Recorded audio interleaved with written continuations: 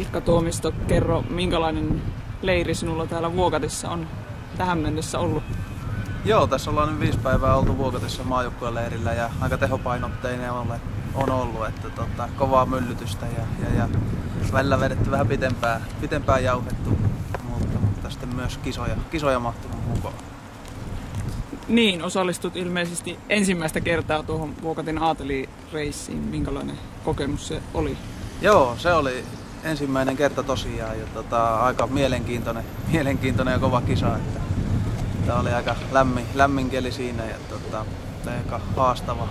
Vaaran nousu on aina kova rullilla vapaalla mennä. Että se on ihan kunnon hyvä mittari sitten taas eteenpäin, missä mennään.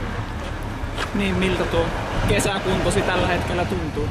No, juoksukunto ei ole tällä hetkellä hirveän hyvä, mutta muuten ihan kohtuu hyvä kesäkunto on ja tekniikkaa, mitä ollaan yritetty vapaata parantaa, niin sitä ollaan saatu eteenpäin menee ja ainakin vaikuttaa ihan hyvältä kauden aloitukselta nyt, että pari kuukautta tässä on tosiaan jauhettu menee ja siitä sitten pystytään saamaan vielä hyvä kausi eteenpäin. Miten leiriohjelmasi tästä eteenpäin jatkuu? No, täällä ollaan vielä pari päivää Vuokatissa ja vähän lisää tehoja ja perusmättämistä, että siitähän se koostuu sitten. Entäs mitä kesää se muuten?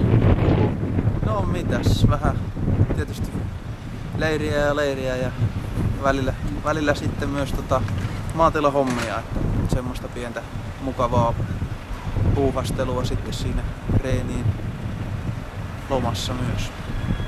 Kiitos.